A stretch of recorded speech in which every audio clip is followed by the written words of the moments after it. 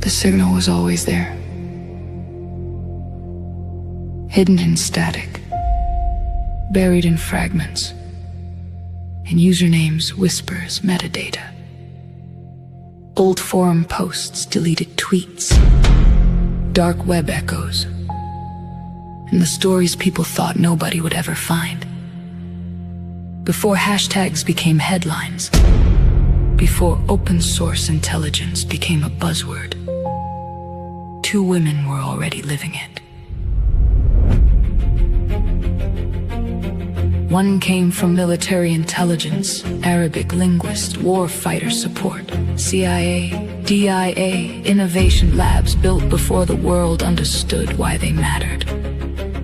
Kirby Plessas, founder, builder, teacher, operator. A service-disabled veteran who turned intelligence tradecraft into a global classroom. More than 25,000 investigators trained, FBI, DEA, federal agencies, corporate teams, analysts chasing fraud, criminal networks, terrorist financing, human trafficking, cryptocurrency trails, and digital ghosts hiding in plain sight. From South by Southwest stages to international crime conferences, Kirby helped shape modern OSINT before most people could even define it. And while the internet evolved, she kept teaching people how to see through it. Then there's Sarah Womer, researcher, instructor, analyst, editor, OSINT practitioner for more than 2 decades. Long before social media dominated the battlefield, Sarah was studying how extremists would weaponize online platforms. In 2008, she authored reports projecting terrorist use of Twitter before the rest of the world caught up. Fort Huachuca, the 304th Military Intelligence Battalion, training soldiers, building curricula, publishing operational intelligence products, teaching analysts how to think, not just what to search. Baghdad during the invasion of Iraq, Riyadh, the State Department after September 11th, counter disinformation, counter extremism, hostile propaganda analysis, a career spent decoding influence narratives and the psychology behind information warfare, and somehow through all of it, still making time for rescue hounds and laughter yoga. Different paths, same mission, to understand the world through the evidence people leave behind. Together they became OSINT IRL. Not just a show, not just a podcast, a conversation between practitioners, a place where tradecraft meets humanity, where investigators, analysts, journalists, researchers, and curious minds pull back the curtain on the digital world we all live inside. This is about more than tools. It's about intuition, pattern recognition, curiosity, context, the art of seeing what others miss. Because the internet never forgets, and neither do they. Welcome to OSINT IRL.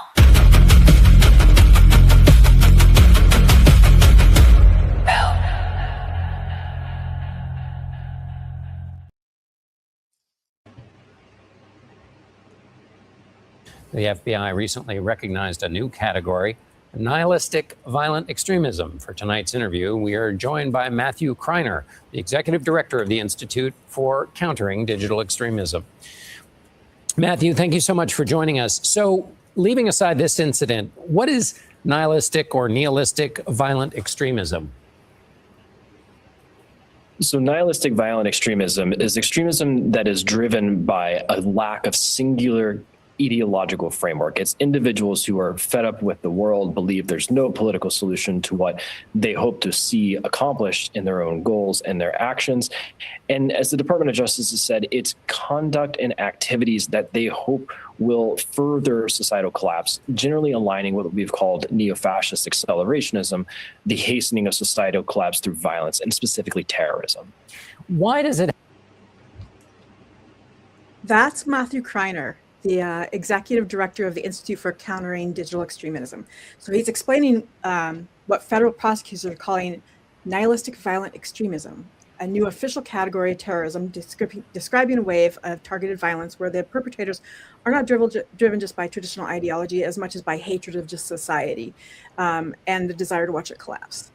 Welcome to OSINT IRL. I'm Kirby. And I'm Sarah Womer. Today we're looking at the 2025-2026 landscape of NVE, or Nihilistic Violent Extremism, as it relates to mass shootings and high-profile criminal acts. Specifically, we'll be looking at incels, NVEs, accelerationists, and the broader online subculture that glorifies mass violence. And crucially, we're looking at the OSINT side, specifically how open source intelligence methodologies and tools have been used to track, investigate, and sometimes prevent these attacks. And also look at what the role the social media platforms and decentralized propaganda networks play in radicalizing, indoctrinating, and recruiting the next generation of attackers. Kirby, you've been tracking this, so please set the scene. All right, so here's the landscape. So I'm drawing from the Washington Post February 2026 analysis, GNet Research, the Institute for Strategic Dialogue, which is ISD, the Vision of Humanity, CNN, Le Monde, the Philippine News Agency, The Conversation, and the FBI's own public warnings. All right, federal prosecutors adopted the term nihilistic violent extremism, NVE, in March of last year, defining it as criminal conduct in furtherance of political, social, or religious goals that derive primarily from hatred of society at large and a desire to bring about its collapse by sowing indiscriminate chaos, destruction, and social instability. ISD defines it slightly differently as violent acts lacking an ideological motivation and driven by misanthropic worldview. Matthew Kreiner, whose institute you just heard from, has been one of the leading specialist voices explaining this new category to the public. How many incidents? Well, according to the 2025 annual review of plots and attacks across the US, subcultures of nihilistic violence motivated the highest number of attacks of incidents amongst discernible threat actor types, accounting for 16 incidents, which is 22% in the United States. The ISD link will be in our show notes. So far in 2026, NVE violence has continued with at least 5 or 6 notable NVE or NVE adjacent incidents globally. However, this is not a new pattern and can actually be traced back to before 2001. Sarah, can you provide some insights into the background and current status? Absolutely. So recognizing the threat of NVE as its own category and putting it under that term is new, but NVE in and of itself is absolutely not new. One of the earliest examples was Adam Gadon, who you're all going to think about Adam Perlman or Adam Gadon and say, oh, he was in Al-Qaeda. But when you look at his background, he converted in 1995. He joined Al-Qaeda in 1998. Prior to that, he was in regular contact with one of the now main propagandists for the Order of Nine Angles in the United States. That propagandist also inspired Andrew, and excuse me if I mispronounce this, but Anders Breivik, who conducted the 2011 Oslo government quarter bombing and the island mass shooting in Norway that killed 77 people. So one propagandist was connected to at least 2 terrorists that was what we would consider an NVE propagandist. Current propaganda materials from the Order of Nine Angles possibly inspired, and this is current materials, were possibly inspired by Adam Gadon's joining of Al-Qaeda and the founder of the Order of Nine Angles, which is David Myatt, who converted to Islam at one point, because both of those individuals joined a religious organization to promote violence or violent act. And so current 09A propaganda promotes that people should look at joining ISIS to commit NVE acts. But they're actually Luciferian Satanists. There's 09A authors, musicians, movie makers, all of them are helping fuel and influence NVE ideology, such as there's a book on nihilism that is by an Order of Nine Angles affiliated author. That book is easily available for purchase through venues like Amazon. In addition, they have their own recruitment and indoctrination materials. It's in a decentralized fashion, but it's widely prevalent online. Recently, one of the Order of Nine Angles actors, that is the same propagandist who was in contact with the two terrorists, published on his website, I think this was last year, on how to commit calling, the killing of humans in suburban areas. And essentially that document or that blog post provides advice on, how somebody can individually go out into a neighborhood and just kill a whole bunch of people. Then you look at the infiltration of people like that into larger movements. So like, for example, that propagandist was also part of the Unite the Right rally that was in Charlottesville in 2017, and also has mainstream podcasts with or far right actors on channels like Twitter. So you have an NVE actor propagandist who's also infiltrating other public spheres.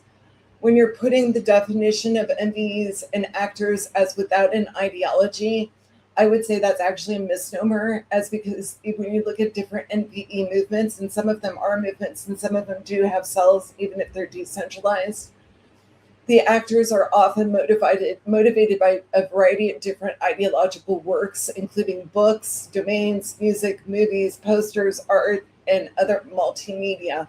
I'm sorry if that was redundant. But one of the other things is there's also crossover with NVEs. So like, for example, you'll see an incel NVE online chatting with an Order of Nine Angles NVE actor online. Both of them, have a different kind of channel of propaganda material that they're being fed, but there's also crossover in some of the things that they agree with. And then you have actors that are also influenced by publications that are outside of NVE, but that are used for accelerationism and NVE, such as some of the white supremacist works like James Mason, The Siege, that has been used for multiple attempts to blow up electrical power stations in the United States. And the Turner Diaries by William Luther Pierce, which was used by Timothy McVeigh in the Oklahoma City bombing in 1995, that was used as a plan for the attack. And then prior to 2026, just to show how long this has been going on, I didn't go back to like the oldest one, I just went back to the more prominent ones. 2008, going back to 2008, in Russia, you had Order of Nine Angle Nexion members that did ritual murders of 4 girls. They participated in beheadings and cannibalism. There was 4 dead from that. 2011, Yorkshire, UK, Ryan Fleming. He did sexual assault of a teenager and false imprisonment. Then you had also in Russia in 2018, again, you had one of the satanic Legion Avenue Satan. They did arson of a church. You had in 2019 a series of arson attacks against Black actors that were done by Order of Nine Angle linked NVE actors. In 2019 in Italy, there was a plot to ambush and own a unit of people that was done by a U.S. soldier. So the soldier was trying to attack people in his own unit. That was Ethan Melzer, and that was actually a very well-known case. That attack was foiled, but he was an affiliate with Order of Nine Angles. England in 2019, another teenager was, indoctrinated or recruited in relation to Order of Nine Angles or affiliate kind of ideologies. He was convicted of preparing terror attack and sexual assaults. 2020 United States, Luke Lane, Jay, and Hilterbrand. They did weapons stockpiling plot to kill an Antifa member, and then also to use children in ritual sacrifices. That was foiled. 2020 Toronto, Canada, you had a murder at a mosque, and then a possible link to a stabbing that was also MBE related. London, UK, 2020, you had Danielle Hussein, who did stabbing murders that was NVE related. And then you have two more in 2020. One was in Russia, one was in the UK. 2021 in Finland, you had five men that were affiliated to the Order of Nine Angles and that were in the Anti-Waffen cell or the Anti-Waffen division. And yes, there is a crossover between Order of Nine Angles and the Anti-Waffen division, that were arrested for planned bombing of a refugee center and arson that was actually foiled. 2021 UK, Ben John, convicted of terrorism offenses. He was also affiliated. 2021 New York, United States, Angel Almeida, arrested for illegal weapons. He was an Order of Nine Angles adherent. 2022 Tampere, Finland, Order of Nine Angles Nexions police discovered potential links to some unsolved murders. Then you have 2022 in Sweden, the Alexander Anderson aggregated rape of children. It was 15 girls. He had 15 victims. He was 098 affiliated. Another one in Russia in 2023, 2024, another one in Russia, 2024, another one. There was one in Mexico with a high school student, which was an axe attack. That was linked to somebody who was also an adherent to the Order of Nine Angles. 2025 in Italy, Bolzano, Italy. This was a 764 Order of Nine Angles, arrested for terror, plotting explosives, and he also planned to make snuff films. 2025, Valencia, Spain, also Order of Nine Angles and 764 affiliated, arrested for threatening mass shootings and bombings. That was foiled. 2025 in Wisconsin, this is a lot. There was a teen. He killed both his parents and he planned to assassinate Donald Trump, and that was also NVE affiliated.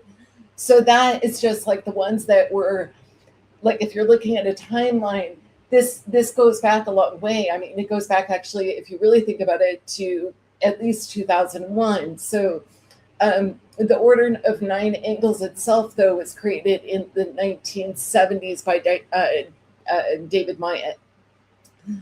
Of additional interest is 1997. 1997, right? Or Yeah, created in the 70s?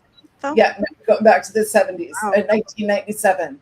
Oh, the Order of Nine Angles was first made in the 1970s by David Myatt. And then 1997 is when they were alleged to be linked to the... Yes, in 1997, the Order of Nine Angles has an alleged link to the Rapewaffen group, which was an early offshoot which engaged in violent acts. And by the way, X has had accounts that have named themselves after Rapewaffen. Most of them are off now, but they were on there for a while. 2011, the Waffen Legion was identified as an offshoot of the Order of Nine Angles. 2017, John Cameron Denton, who took over the leadership of the Anti-Waffen Division, AWD, he had integrated the Order of Nine Angles ideology, including some of their books, into the Anti-Waffen Division's foundational beliefs. And then if you're looking at 2019 to 2025 recent attacks and convictions, March 2019 was Jack Reed, was a 16-year-old British boy. He was arrested on terror-related charges. In November 2019, he was found guilty of planning a terrorist attack, and he actually became the youngest person in the UK to be convicted of such a crime. So he had actually compiled a list of potential targets in his hometown, which is very similar to the whole thing about calling in your neighborhood that I mentioned earlier as far as publication. So 2021 Maniac Murder Cult, another offshoot linked to the Order of Nine Angles and 764, is associated with a string of attempted murders by a stabbing in Sweden. And it was involved an underage boy who actually filmed the acts. Police connected at least 8 additional attacks to that network. 2024, August 16th, Curtis Hodges was a 764 member from Kentucky. He called in bomb threats to the Palm Beach County Sheriff's Office, causing it to shut down and deploying a bomb squad. The NVE actors are doing swatting. I mean, that's something that they have incorporated. Then you have October 30th, 2024, Alexander Muka, a Canadian Anti-Waffen and Order of Nine Angle member, was arrested. He was alleged to have hacked customer information from 106 companies and extorted them. So he essentially did ransomware. So now we're looking at not only are NVEs conducting violent attacks and swatting and exploiting children, they're now involved also in adversarial cyber activities. In November of 2024, Alan Fillion, an alleged Order of 9 Incel member, pled guilty to making nearly 400 swatting attacks and bomb threats against places of worship, government offices, and individuals. So he did this just to purely disrupt the government. Now, if we go back all the way, though, to 1999, although the Columbine attack, there's nothing saying that the Columbine attack, was Order of 9 Incel affiliated, but the Columbine attack is an early example of an NVE attack, with the quote unquote like Order of 9 Incel kind of style influence, because the Columbine shooters were engaged in a similar kind of Luciferian Satanism kind of propaganda or belief. I mean, you could see that from their notebooks. For actors and cells, there are NVE cells. In the case of Order of 9 Incels, they're called Nexions. They do have an ideology. When you're looking at the nihilism has different definitions. But when you're talking about the nihilism, like when we did the introduction video today at the beginning of this podcast, one of the things is it's a crossover into accelerationism with the goal of taking down an entire government. At that point, that's called political nihilism. Political nihilism is an ideology. Incels, white supremacists they're extreme white supremacists, like the NVE actor white supremacists and Order of 9 Incels who are white supremacists. They're a satanic Luciferian hybrid neo-Nazi white supremacists without the socialism. They all have their own, kind of philosophy and ideology. There is a difference, though, in the way that each one is structured, and they are decentralized often versus centralized, although you can look at some of them and say that they have a level of centralization. So if you find, like, for example, that's the key propagandists, that there's typically a little centralization thing around that. They may be leaderless in the sense that some of these cells are not communicating with each other. If they're in a Nexion, a lot of times they are communicating with each other, but there is kind of a structure there. It's just not the neat structure that you would see with like Al-Qaeda in 2001. Key 2025-2026 incidents. February 2025, Nashville, Tennessee, there was an IVF clinic bomber who used AI to research detonation velocities. He wanted to take the power grid, and he looked at weaponizing drones. He got his instructions from YouTube. He was an NVE actor. He was not necessarily O9A. San Diego, in May 18th, 2026, you had two teens that were at the center of the San Diego mosque shooting. They live streamed the attack. They left a 75-page manifesto looking at the Great Replacement theory, and we're most certainly following neo-Nazi hybrid accelerationism and incel culture. April 26, 2026, FBI detained a 19-year-old behind the incel revolution after he posted mass shooting threats. In April 20th, 2026, in Mexico, you had 27-year-old Julio Cesar Yasso Ramirez.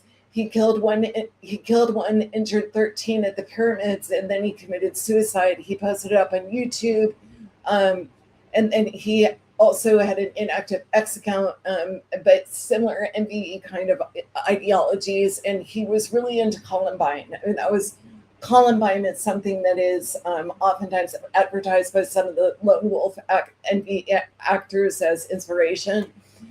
June 22nd, 2026, Montreal, Canada, gunman killed police officer and police officer and civilian. A second officer was critically injured. The perpetrator was shot and killed by responding officers, and he left a 100-page incel manifesto. And in June 22nd, 2026, almost done with all the events, in the Philippines, 2 students, 14 and 15, killed 3, injured 20 at a San Jose National High School. 1 suspect wore a KMFDM shirt that matched the Columbine shooter, Dylan Klebold. So that's being investigated as possible. MVE, and of course, in the United States, over the past year, past year and a half, we've had several mass shooting attacks that are still under investigation for possible MVE ties. So you also had the Antioch, Nashville, Tennessee school shooting, the Palm Springs fertility clinic bombing, the Kennesaw, Wisconsin arson spree, the college campus swattings, and other related and possibly related events that have occurred in 2025 and 2026. So it's a lot.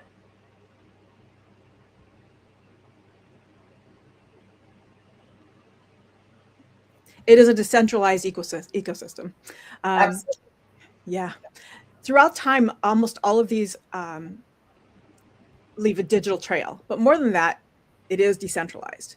GNet Research and ISD both published major reports in February 2026 describing NVE communities as decentralized, cross-platform, and highly agile, leveraging mainstream and fringe programs for grooming, propaganda, and operational coordination. These aren't hierarchical organizations with leaders and charters, though they're subcultures that are more freely move freely between the platforms. The conversation is put this way. In contrast to conventional extremist organizations characterized by hierarchical structures and explicit agendas, nihilistic violent groups are decentralized, leaderless in the traditional sense, and highly innovative digitally. And this is where OSINT comes in. Sarah, let's get into the methodology and the questions. Okay. So before we get into the methodology and the questions, actually, I have 2 pieces of propaganda to show you from YouTube. We're going to just go through them briefly. So let me go to that.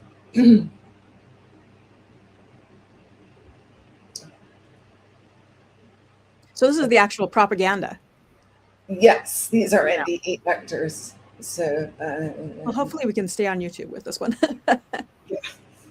So I see what I did. I need to share a screen. Okay. Mm-hmm. Sarah, are we going to get kicked off YouTube? No. Okay. I was good. There's no.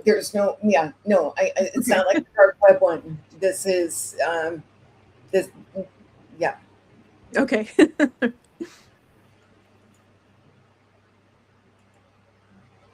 Okay. So here's the first one. Okay. Hi. Wanting to talk about why I'm a Satanist and practice Order of Nine Angles philosophy, but before I go any further, I just want to show you it's a real banner, but it looks like it's AI something, but it's a real banner. Anyway, the Order of Nine Angles has a unique satanic left-hand path philosophy, all the way from being an external adept to an internal adept. It's just unique. It's yeah, there's so much to say about the ONA philosophy. Don't know where to start. It really helped me. I'll just say it really. And it's like most things, the more you put in, the more you get out. Like an insight roll. Okay. So that's clip 1. And then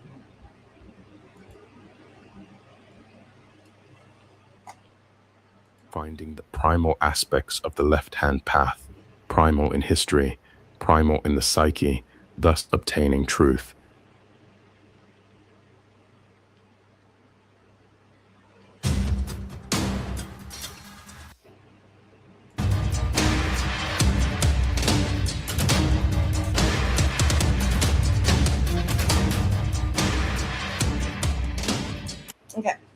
to show that much of it. But in any case, those are two of a multitude of YouTube videos that provide recruitment and indoctrination material for the Order of Nine Angles. There's also bands on YouTube that celebrate Order of Nine Angles. There's spells on YouTube that are for Order of Nine Angles. There's chants on YouTube for Order of Nine Angles.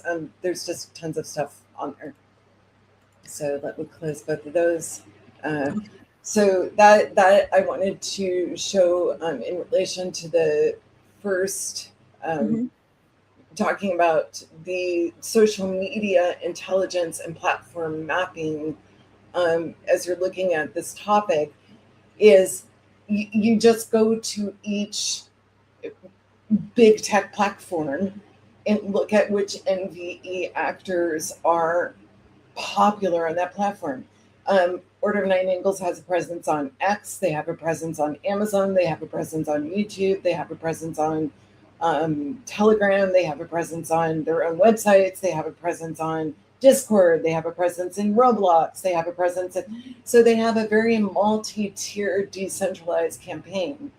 And if you're looking at other NVE kind of philosophies or ideologies, the same thing holds true to different degrees, although probably not to the scope of ONA.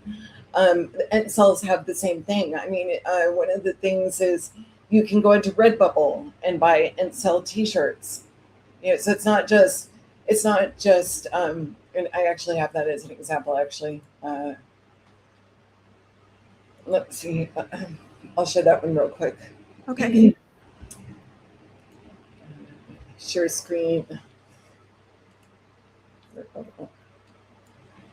here it is. And so this is merch. So this is, this is merch, incel merch. So not only, do they have their own incel wiki and their own incel, incel discussion forums, you can go onto Redbubble and you can buy incel merch. Order of Nine Angles sells necklaces or somebody sells Order of Nine Angle necklaces on Amazon. So it's very widespread. And the thing with NPE ideology and philosophy and underpinning support is that unlike groups like Al-Qaeda, where this stuff is banned, this is totally allowed. So NPE extremist recruitment and ideological materials are readily available, whereas for some other extremist actors, it's not. So that was, but it's, as an OSINT analyst, it's super easy to find. Yeah, so let's talk about the methodology layers that apply to the NVE cases. And then I'll have some questions for you, including several new ones on the role of social media and decentralized propaganda. Okay.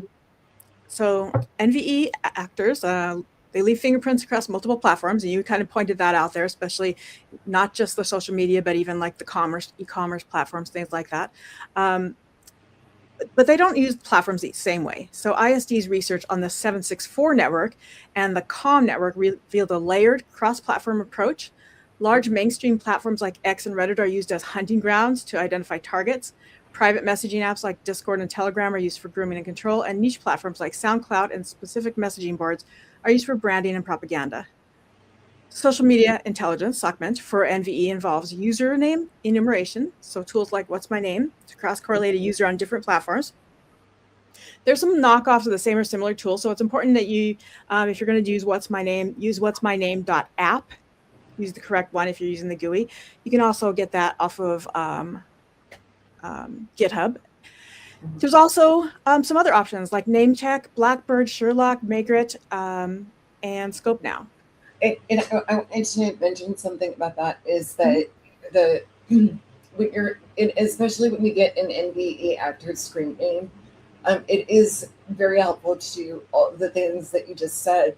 But one of the things that because I've been playing with open source lately, looking at open source, other people's open source code and things like that, is when you're borrowing somebody's open source code, whether it's, what's my name or maker it, although what's my name has a nice GUI that you don't have to worry about the open source code, you should always vet the code.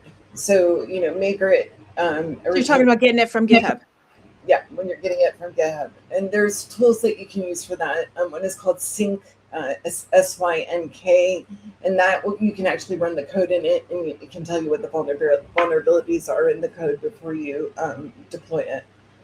But I do think that, that's a good first starting point, is to look at that username enumeration. The other thing is also to look at the archaeology or the background, like even if it's no longer there. So the attacker in Mexico, he had his X account inactive since 2016, but journalists were still able to link it to him, and were able to see that, it still had the hybrid neo-Nazism and Mussolini glorification. And cross-platform identity resolution is also important, where you have to make sure that you're double checking that that the username can be traced from one platform to the other, and then to real identity through correlated posting of patterns and images and metadata. And then one thing that's not on here, but that I have noticed before, even back in 2001, is in 2001 there was an Al Qaeda actor that he had his email address, and then he would change numbers on it. And then in 2011, or not 2011, sorry, I got the year wrong. But when we pulled out of Afghanistan, on the day we pulled out of Afghanistan, on that day on X, there was ISIS-K, and ISIS-K was corresponding with somebody, and that person was live tweeting on X on the attack, up to the attack at the air base when we were pulling people out. That person, and there was somebody I was talking to about it within our OSINT community, that person or that account had other accounts under the same numbering system. So it would be the same username and then different numbers after. I didn't have the heart to tell the other OSINT person, that's, yes, I didn't say, that's not your find, because I right on, they, pointed it out. But that is a tried and true method that lots of extremists have used all the way back to 2001, is if there's a number there, is always check the number at the end to see if it's a pattern and there's more members of a nexion or a cell or a, like it was in the case of Order of Nine Angles, some of the nexions aren't under a number, some of them are under a name, but some of them are under numbers. So if you play with different number patterns, you can find different nexions just from playing with number patterns. And then the other thing related to this with username enumeration is naming conventions. You will always want to look at the alternate spellings of different screen names, because some of the NVE actors will do different spellings of the same name on purpose to kind of camouflage. Camouflage to those who they don't want to see, but make it clear to those who they do, who are in network, who they are. Mm-hmm. Right. So how would you go about identifying the motives for the attack, Sarah? Well, for the motives of the attacks, like once the attack has occurred, a lot of times, there will be something left behind, as far as a note or a letter or a manifesto or a video, or a lot of times there will. So they want to be known. They're leaving things behind on purpose. Yeah, they're leaving things behind on purpose. You will occasionally have the use of deception where they might not leave something on purpose, but that a lot of times that is understanding the ideology or philosophy of the group. So like Order of Nine Angles specifically, in one country's election said to vote for one party in order to get the other party in. I mean, as far as like a tactic, or Al Qaeda, they had one member who pretended to be a different religion. So sometimes they will hide their purpose in order to get an actual activity done. But again, at the end, usually there's some kind of publication saying that this is why we did this. But in the case of accelerationism, sometimes it might not be always apparent if there's a following attack step,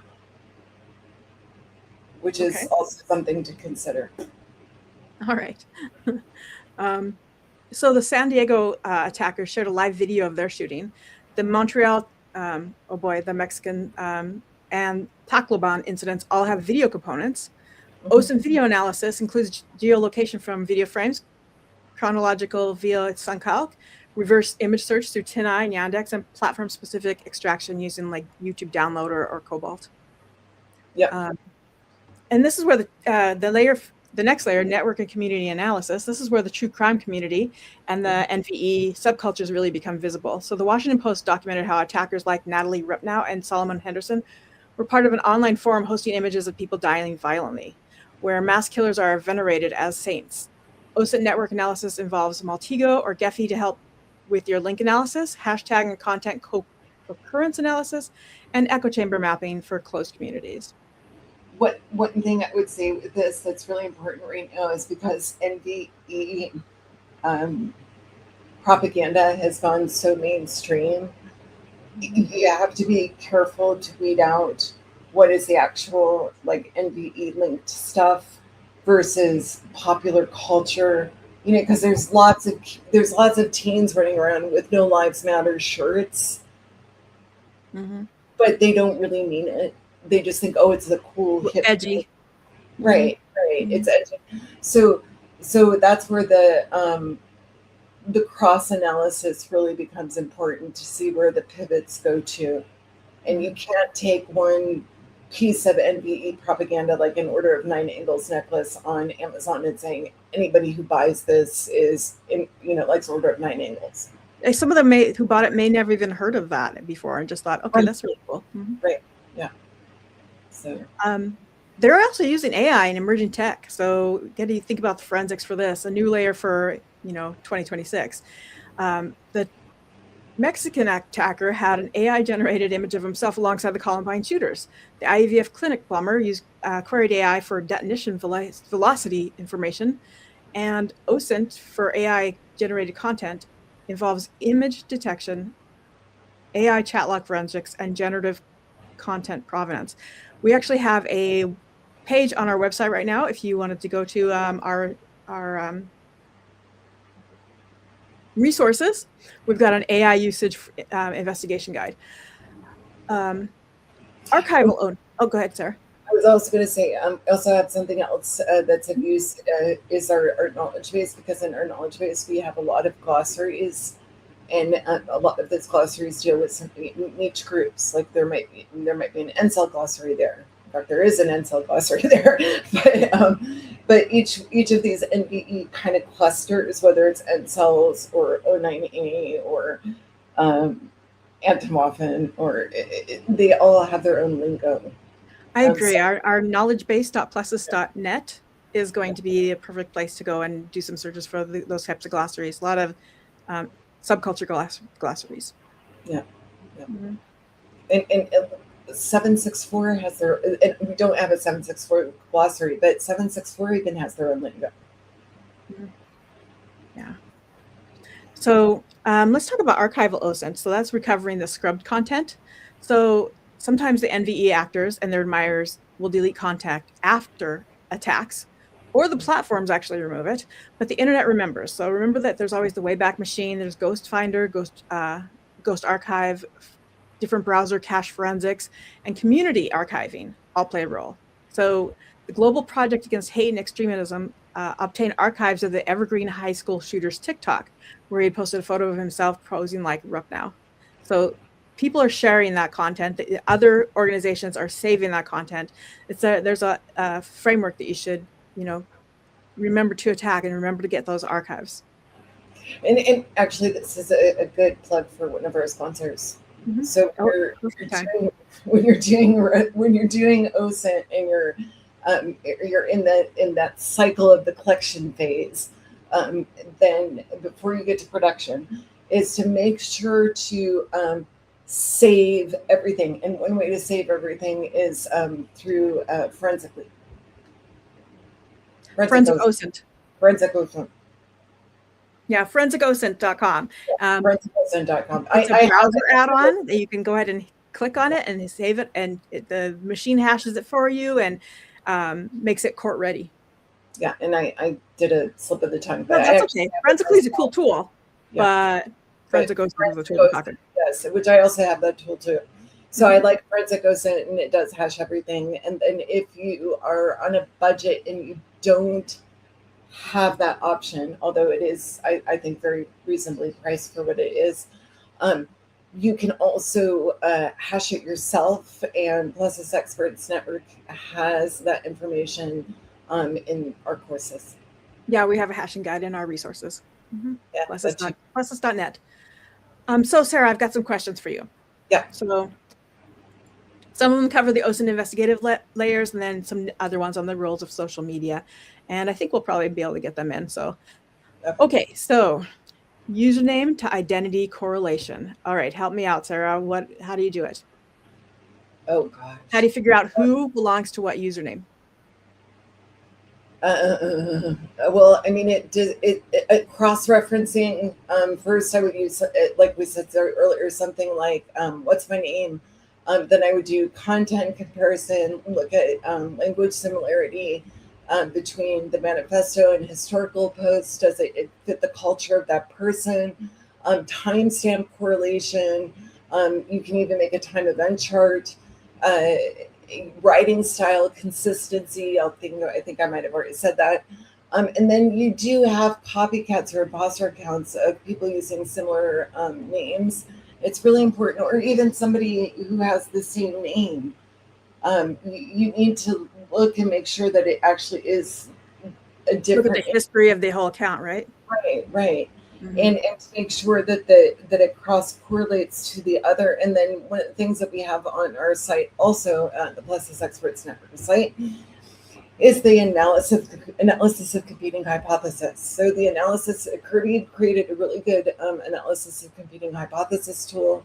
It's important when you're trying to cross correlate information to do analysis of competing hypothesis, because that can assist with figuring out if one identity fits with another. So that, I mean, it's a helpful tool. You should go check it out. And that'll be in our AI tools in our resources. Yeah. So, okay. So now here's another one. The Mexican attacker had an X account that had been inactive since 2016. So we mentioned that earlier, nearly 10 years dormant, but journalists still found it and linked it to him, and complete with a photo of him performing a Nazi salute. So how do you find and authenticate a social media account that's been inactive for a decade? What archival and correlation techniques make that possible? And what does the existence of a 10-year-old radicalization trail tell us about the timeline of NVE radicalization?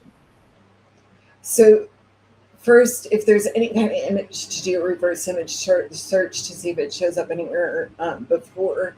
But the second thing is also to do things like look at Internet Archive Wayback Machine, see if it's already on there, see if there's a Google cache. If there's not a Google cache, try some other search engines like Kagi to see if there might be cache images there.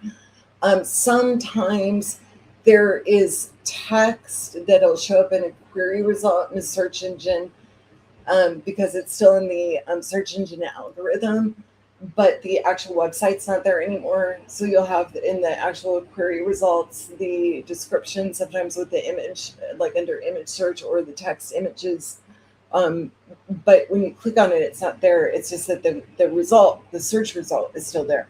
So sometimes you can pull that as well. And then you should be careful when you're using other archive tools that are not Internet Archive for like when you're checking to see if that material might exist there, like Archive Today.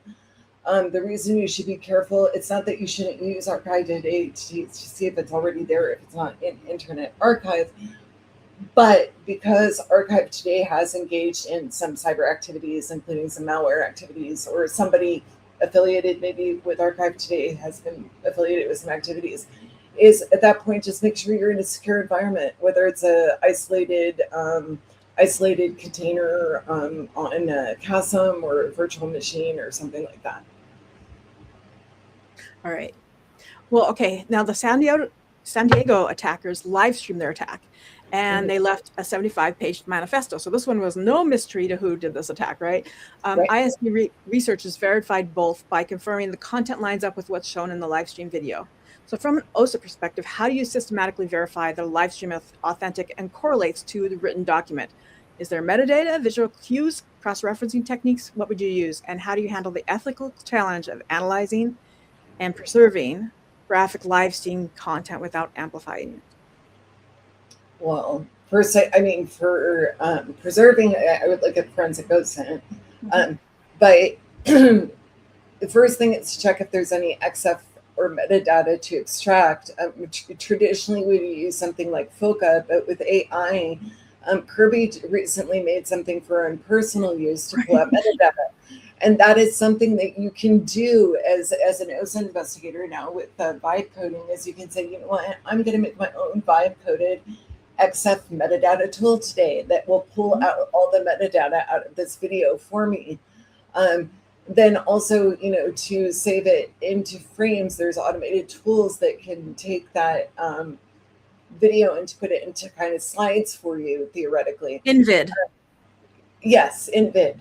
And then there also, though, when you're doing stuff like this, is again to make sure you have chain of custody if it's going to be for an actual legal investigation, that nobody has tampered with it. Okay, so another thing, the Mexican attacker had an AI-generated image of himself alongside the Columbine shooters. The IVF clinic bomber queried an AI app for detonation velocity information, and the FBI is warning that gaming chats are being used to radicalize kids. From an OSINT standpoint, what are the tools and techniques for detecting AI-generated content in an NVE investigation? So how do you trace when somebody used an AI to generate information, and where there's the line between AI tool being used as a tool for us for OSINT, but also as AI being the thing you actually need to investigate? Well, there are AI image detection tools. None of them are perfect. There are also device kind of forensic things you could use. If it's something where they did a sloppy job, there are simple tools. Like there's a GANS AI image recognizing tool that would say, oh, that's a GANS image. But it's gotten more difficult to figure out. And so you really need to do some qualitative analysis with those tools. And again, do competing hypotheses. And Kirby actually has done a whole section on this in one of her classes. In fact, we're doing a vibe coding class coming up, but we definitely do a section of that. And I have a guide now on Plessas.net, the AI investigation guide. It's in our resources, but go ahead and go to Plessas.net/AI investigation guide. And it talks about not just those kind of define if things are deepfakes, but if you identify, okay, I think that they're using, you know, a certain specific one, you might be able to start doing some Google dorking. And I give you the ideas of the things that might be able to be found via Google dorking. Also the different like attack surface of the different AI and that sort of information. And that's all on our online guide. Yeah. And I mean, I remember like 10 years ago, or when you could use TinEye, and TinEye would show, oh, well, this image was originally taken from here. Or, you know, even 2 years ago, you know, the AI detection tool showed it was a GANS image. But yeah, it's a little bit more methodological, and you should have a checklist. Did I check this? Did I check that? Did I check this? Yeah, for deepfakes, but it goes further than that. So say that my person who's putting out deepfakes, I identify that which AI he's using. At that point, I can try and attack the AI or attack the way that he's sharing out of the AI to get more information about him. It's not, I don't know, I no longer care about that image. We've already processed it. I'm looking for, by attacking the actual source as if it was a social network platform. Yep. And that's for images and text. The text AI recognizers, a lot of them are inaccurate. There's so many times when it will say, oh, AI wrote this and a human wrote it, you know, or happened to me You can before. throw in historical text in there and it'll tell you AI wrote it. Yeah. So, good Yeah. point. Okay, so the Washington Post documented an entire subculture where mass killers are venerated as saints. So Natalie Ripwoff was called a saint by Solomon Henderson, who then carried out his own attack.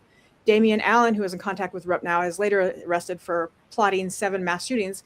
Robin Westman inscribed Rupp now on her gun before killing 2 people, including children. How to use OSINT to map this contagion network where the ideas kind of move beyond the internet. So I would do a couple things. One is I would do an association matrix. Mm-hmm.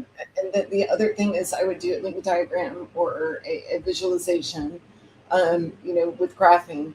GEPHI, GEPHI is nice because it doesn't cost that much. It's free, right? Mm-hmm. Or it used to be free. I think there's free of it, yeah. Okay. There's Multigo you have to pay for. There's more, expensive options like i2 Analyst Notebook, which is awesome, but really pricey. But graph it out, visualize it. So, have a association matrix, do some of those old-fashioned things that you would do in intelligence or in military intelligence, have a time event chart, association matrix, competing hypotheses, and do a link graph with it. So. Okay, I think we have time for one more question. Okay. So the role of social media. So this is, you heard about the O9A members' own words, a direct example of propaganda. Well, actually, we haven't heard it yet. Let's play this clip and then I'll tell them the words. Although I think we played that one. We did. We gave O9A. Okay. Anyway, you can see the propaganda, indoctrination, recruitment material easily on social media. And so ISD published research in February 2026 describing NVE ecosystems as using platforms for 3 distinct purposes: grooming, propaganda, and operational coordination. Conversation noted that NVE groups use social engineering strategies, anonymity, and visual propaganda, often referred to as the aesthetics of violence, so you can just imagine what that is, to rapidly radicalize individuals. And the Soufan Center reported that social media platforms like TikTok, X, and Facebook enable violent extremists to recruit youths more expediently than in person. Algorithms actually amplify the reach of the extremist content. So Sarah, from an OSINT perspective, how do you study the role that algorithmic amplification plays in NVE radicalization? Can you trace how a kid goes from a mainstream TikTok kid to a Discord server where somebody's encouraging them to commit violence? What tools and techniques let you map that journey, and what does the data tell us about it? Well, there's the first thing I do even before that is to look at the from like a influence activities perspective, is to look at the themes and the narratives that are being run by the NVE that are, so like, for example, Al Qaeda at one point had people actually throwing out rap, because that was a part of popular culture and people liked rap. So so NVEs are NVE groups do the same thing. They'll a lot of the order of 9 angles. There's a whole cluster that's into the whole death metal subculture where they're pulling people in with music. So that is one thing, is to look at what's the popular culture and what are the narratives and themes. And then as when you're looking at, how they're being pulled in is, and I mean, again, going back from like something, even though it's centralized versus decentralized, like Al Qaeda had like their moderate front page, right? This is why you should care about the environment. You like trees. I like trees. We like trees. And specifically Abu Hamza al-Misri from All His Governance on Earth. That was one of the big things, is he's like, oh, you should love trees. And everybody's like, yeah, I love trees, right? So that's kind of step one, is you get this agreement on something. Then they pull them in to the next thing. So what is that next thing that they're being pulled into? Is it a club? Is it how to make tree cookies? Is it I mean, and then it keeps it. So it's usually it's usually an indoctrination route. But when you're looking at the algorithm, you can find accounts where people are going first, and then you'll find them going to an account later. Like they start one place, they go from account A to account B, or domain A to domain B. And one interesting way to find out where that is, I know this sounds really weird, and it's kind of anomalous, is to use marketing SEO backlinks. So if you find where that first URL is, where somebody is being brought into, and you look at the backlinks to it, a lot of times you'll find that second place. Yeah, I was actually going to say that, you know, like if they're on X, maybe they're on X and they're glorifying violence, whatever, and that's the club where they get started, and we like trees, right? And then somebody says, well, go to this discord.gg. You can search for discord.gg, and you can try and search within a specific profile for things like that to see where people are, you know, if one influencer is telling people to go to a certain location, then you could go to the other location and see where they're telling everybody to go from there, and et cetera, and kind of follow a trail that way. So, but you can do it backwards. If you happen to find the Discord first and you get the link, run it through the backlinks and find that it came from X. Yeah, you can do the reverse also. And the other thing you can do is, in addition to the backlinks, is the external links. And the external links, you can get that from like URL Scan.io, Info Analytics X-Ray, because it'll show all the external links to the URL that you're looking at. And then a third one is to look at built with, or something like built with as a tool, because if it's a domain, I know you do, but I like it too. You got me into it. But if it's a domain versus a social media account, a lot of times you'll find clustered domains that relate to it and built with that relate to that ideology. And that does hold true for at least one of the Order of Nine Angle websites. Yep. Yeah. All right. Well, I think that's enough for today. Thank you so much, Sarah. I'm not sure what our topic is next week, but we will figure that out on Friday, probably at our meeting in our, we have a meeting inside of our subscribe only portal, but we do have an online free portal. So if anyone wants to come in and check out our training portal, we have a webinar that was going on tomorrow. Check our LinkedIn, either the company or mine, or I think probably Sarah, she'll probably share it too. We have a webinar that's going to go through, and it will be hosted also in that portal. So you can sometimes get free videos.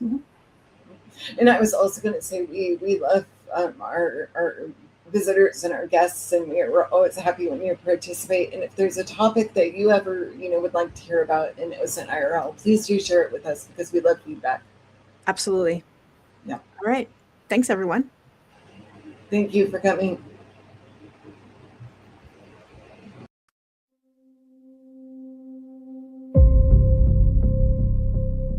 Thank you to our sponsors: Osmosis Association, OSINT Cocktail, Paraben Corp, and Forensic OSINT. Plessas.net powering off.